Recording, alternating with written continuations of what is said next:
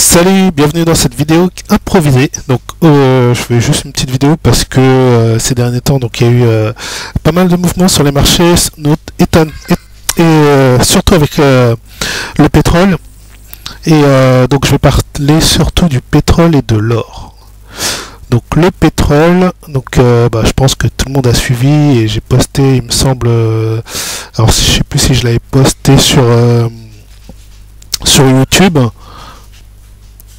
Ah bah si, je l'avais posté, donc ouais, j'avais posté donc hier matin il me semble, ou hier midi. Et donc oui, c'était suite à la grosse chute, non c'était pas hier midi parce que là ça avait déjà fait un repli. Donc c'était plus hier, non pas non, j'avais pas posté le matin, ah dommage. Donc j'avais posté après coup, mais en fait c'est sur TradingView où j'ai posté avant la chute, un peu avant la chute. Et donc j'avais mis un niveau, en fait on le voit ici à 10 $. En fait on était plus vers les 16 $, je crois, à peu près 16 18, quelque chose comme ça, suivant, enfin au tout début je crois qu'on était dans, ouais, peut-être 18 $. Après c'est descendu à 16 le temps que je fasse le post, je crois. Et donc j'avais mis pour objectif 11 $, par précaution. Et franchement je pensais pas que ça descendrait sous 10 $, vraiment maximum 5 $. Et franchement c'est descendu d'une manière infernale. Donc ça c'était avant-hier, que c'était descendu à moins 40. Hier ça avait donc il y avait eu un repli, un retour, puisqu'en fait il y avait eu l'échéance du contrat futur mai. Donc on est passé sur celui de juin. Donc sur celui de juin, en fait, le cours n'a pas atteint les moins 40, comme on l'a vu. Et voilà, donc je pense que pas mal d'entre vous, si vous avez cherché, vous avez vu les explications. Donc effectivement, hier, je voulais le dire hier matin, bon, j'ai pas eu le temps.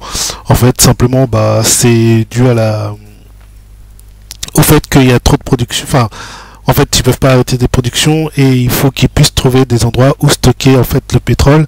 Malheureusement, ils n'arrivent pas à trouver des endroits où stocker, donc ils baissent les prix, et quitte à ce que ce soit à perte, quitte à ce que ce soit qui donnent même de l'argent pour stocker le pétrole, et ils s'en sont à cette situation là, d'où la chute des cours, puisque en ce moment, vu que le monde est quasiment à l'arrêt, c'est normal, il n'y a pas énormément de demande de pétrole.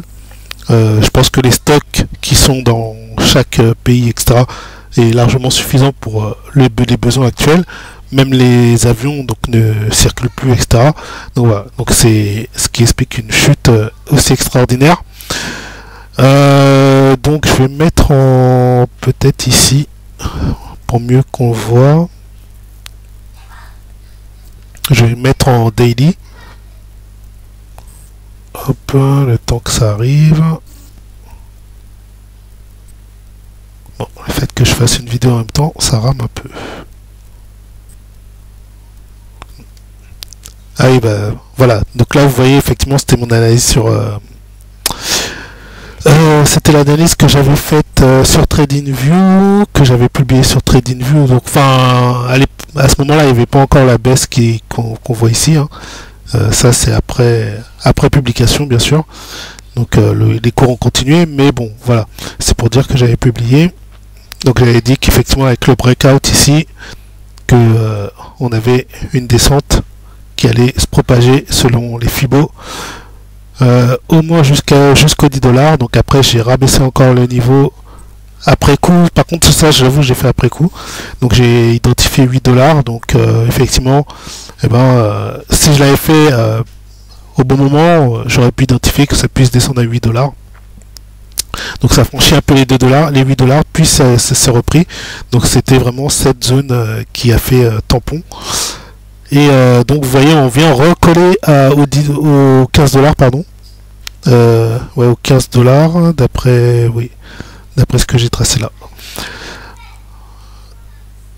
Donc oui, ça je l'ai retracé, oui ça c'était après, je l'ai retracé, oui, ça y est, je me rappelle, je l'ai retracé après, enfin bon, ouais, donc voilà, ça recollait aux 15 $, voilà. Donc je m'étais dit c'était une zone en fait qui allait faire effectivement support, résistance, et du coup effectivement ça fait résistance. Donc là c'est un rebond. Est-ce que c'est un vrai rebond? Bon, pour l'instant je vous conseille d'être écarté du marché du pétrole. Si vous n'avez pas pu prendre la baisse, bah tant pis, hein.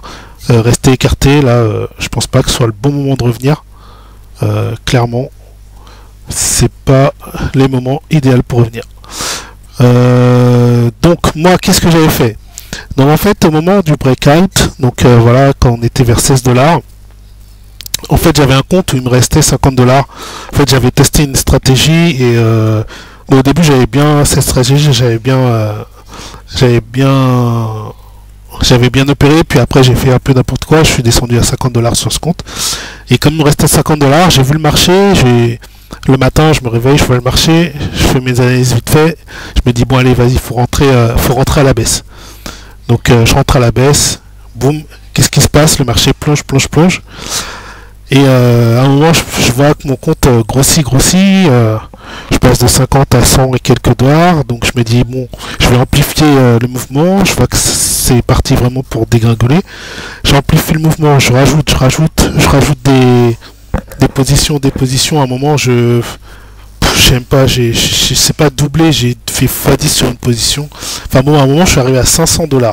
J'ai arrivé à 500$ avec un compte qui était à 50$ en moins de 2 heures. Oui, donc là vous voyez, en fait ça débute du bas. Donc le 21 avril, donc à 10h, paf, je vois le marché, je rentre. Le cours est à 20. Ah oui, enfin c'est pas les mêmes cours exactement que sur TradingView.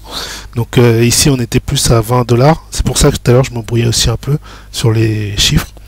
Donc là on était à 20$. Après on est, vous voyez, à 11h35. Donc moins d'une heure, une heure et quart après, on était à 16$. Donc là je vois ça, je dis c'est incroyable. Et donc là qu'est-ce que je fais? Bah je reprends. Alors, qu'est-ce que je raconte? Ça, c'est. Attends. Non, c'est l'heure de fermeture. Non, c'est pas ça. Où est-ce que je peux voir ça? Bref, tant pis. Je voulais voir les heures d'ouverture, mais je crois pas que. Parce que là, en fait, c'est des appels de marge. C'est parce que j'étais monté à 500$, comme je vous l'ai dit. Quand je t'ai vu que j'étais à 500$, 500€, je me suis dit. Bon, si ça baisse encore, là, je peux prendre rapidement 1000$. Et en un coup. Et j'ai fait un peu un coup de casino, en fait. J'ai fait vraiment un coup de poker ou de casino à la roulette. C'est le truc qu'il faut pas faire, généralement, mais je l'ai tenté. Et bon, je me suis fait avoir. Donc, en fait, vous voyez cette position là de 340€. J'ai engagé 340€, en fait. Ici en disponible, j'avais à peu près dans les 300€. Mon compte était à plus de 500 là. Et en fait, du coup, j'ai pris les 300 et quelques euros de disponibles. Je les ai pris. Donc en fait, mon disponible était tombé à 0. Le cours s'est stoppé momentanément. Il bougeait plus. Et là, j'étais en panique. Hein. Enfin, pas vraiment en panique, mais je me dis bon, j'attends et j'espère que ça va baisser. Et en 30 secondes, ça a duré 30 secondes environ. Mais quand vous êtes avec 340€ engagés, quand vous avez mis la totalité de ce que vous avez, et vous savez, vous pouvez vous faire toper en un rien de temps, vous êtes un peu en stress quand même. Et donc voilà, donc j'ai ouvert à 11,86, le cours s'est stoppé. Et quand ça a recommencé à côté, boum, c'était à 13. Donc en fait, ce qui s'est passé, c'est plus 500, c'est le broker. Il a stoppé les cotations. Moi, j'avais pas compris ça. Il a stoppé les cotations et il les a réouverts quand le marché a repris. Donc moi, je me suis fait toper, mais méchamment quoi. Méchamment. Alors que voilà, j'aurais pu encaisser. Ah non, pardon. Là, on voit 12,7 appel de marge. Non. Donc en fait, c'est à 12,7 et après, bon, c'est monté très vite à. Mais bon, voilà. Moi, j'étais rentré à 11,86. Ça a coté 12,7 direct derrière. Et puis c'est monté très vite à 13-18, j'ai même pas eu le temps de réagir, que voilà, qu'ils m'ont liquidé, donc voilà.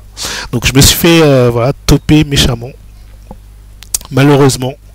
Donc vous voyez, c'est dommage, j'aurais pu encaisser énormément s'ils les avaient laissé le cours se faire, s'ils n'avaient pas stoppé les cours. bah, ça baissait et j'aurais chopé énormément. Donc ma stratégie, effectivement en elle-même, c'est une stratégie hyper risquée. J'ai pas eu tort de le faire puisque ça aurait coté, j'aurais pris mes gains rapidement. Et voilà, mais bon, malheureusement, bah voilà, le broker m'a eu. Et donc voilà, je me suis fait toper. Donc bon, vous avez vu, ça peut monter, on peut faire monter très vite un compte. Bien sûr, c'est extrême et puis c'est des situations assez uniques. Donc là, j'ai compris qu'on était dans une situation unique. Et encore, en fait, le moment où j'ai voulu faire cette stratégie, c'était déjà un petit peu tard en fait. Enfin, pas trop tard, mais si j'avais pu la faire plus tôt, c'est sûr que j'aurais encaissé 1000 euros et plus largement. Et bon, c'est dommage. Voilà, je me suis fait un peu avoir par les cotations du broker. Et puis voilà. Ben sinon, si on revient donc à la situation actuelle. Après, enfin, je voulais dire aussi, oui, que ce genre de choses, en fait, je l'ai déjà fait. Donc c'est le genre de truc. Vous voyez votre compte monter comme ça, vous êtes une piqûre d'adrénaline, c'est incroyable. C'est vrai que c'est euphorisant sur le moment, mais une fois que vous faites toper, ça fait mal et vous êtes pas bien. Bon, moi, j'étais pas bien, mais ça va, j'ai réussi à le gérer parce que c'est le genre de truc que j'ai déjà fait en fait dans le passé. Je l'ai fait sur l'or en 2011, je l'ai fait dans l'or en 2011, je l'ai fait 2 fois. J'ai fait monter un compte une fois de 50 à 500, mais sur plusieurs semaines. Après, j'ai réussi à le faire sur 2 semaines de 50 à 150. Mais moi, à chaque fois, je me suis fait avoir par le marché puisque j'étais encore novice. Après, je l'ai fait sur le Bitcoin, donc je l'ai fait en 2017 pendant la grande bulle du Bitcoin. Et là, par contre, je suis sorti avec beaucoup d'argent. Je fais monter un compte de... Enfin, en gros, j'avais 600. J'ai réussi à monter à proche dans les 10 000, quoi. Donc, voilà, pour vous dire. Voilà, donc sur le Bitcoin, j'avais réussi à sortir avant la fin. Avant que ça éclate, en fait. Et j'ai été plus prudent. Et puis, ça a duré sur des mois. C'était sur 3 mois. Donc, c'était je crois que c'était septembre à décembre, ouais, il me semble que c'était ça. Donc voilà, c'était sur des horizons de temps plus longs. Mais là, franchement, sur le pétrole, faire autant de 50 à 500, et encore, vous avez vu si les cotations ne s'étaient pas figées et que je m'étais pas fait avoir par le courtier, ben j'aurais pu engranger voilà 1000 euros en 2 heures, quoi. En 2 heures, c'est énorme, quoi, c'est énorme. C'est la première fois que je vois ça. J'ai vraiment compris vite fait que le truc était pas normal et qu'il y avait des choses à prendre. Voilà, donc voilà pour ça. Donc voilà, donc pour moi en ce moment, il vaut mieux pas acheter le pétrole. C'est peut-être un rebond technique. Enfin bon, là, je vais pas trop creuser, mais bon, moi je vois pas une situation qui va s'améliorer tout de suite. Avant le confinement, je vois pas pourquoi le pétrole il s'améliorerait tant que ça. Je sais qu'il y a des gens qui attendent que ça remonte, mais moi j'attendrais franchement l'arrivée des... Enfin, quand on sera vraiment vers la fin de tout ça, peut-être, mais là pour l'instant, je vois pas. En plus, ça veut dire que tout le monde a du stock, donc ça veut dire que on n'a pas besoin de racheter tout de suite, à moins qu'ils veuillent acheter en anticipation parce que c'est pas cher. Voilà, je sais pas. Honnêtement, à part ça, je vois pas pourquoi j'achèterais la main en ce moment. Donc je guette quand même qu'il n'y ait pas un retour à la baisse. Ça, je vais le guetter. Puisque vous voyez bien, même ici, hein, il y a eu des rebonds. Donc là, ça a stagné pendant un moment. Puis ça va finir par baisser. Hein, donc c'est pas dit que là, ça ne fasse pas pareil. Hein, on ne sait pas. Hein. C'est pas impossible. Donc oui, bon, sinon c'est juste pour vous dire si vous voulez en savoir vraiment plus sur le pétrole, sur ce qui s'est passé, il y a les vidéos de Tammy Cabage sur YouTube qui sont excellentes pour au niveau de la compréhension, puisque c'est quelqu'un vraiment qui a travaillé en salle de marché, qui a une compréhension beaucoup plus profonde de l'économie et du marché financier. Donc voilà, donc je vous conseillerais d'aller voir ces vidéos par rapport. Donc dans ces dernières vidéos, il parle de l'or. Donc voilà. Pardon, pas de l'or, du pétrole. Oh là là. Bon, oui, parce que en fait là je veux en venir à l'or, donc là maintenant on passe à l'or. Donc là à l'or aujourd'hui ça augmente, ça a monté, donc j'ai pris de l'or aujourd'hui. Moi j'ai pris assez tôt ce matin.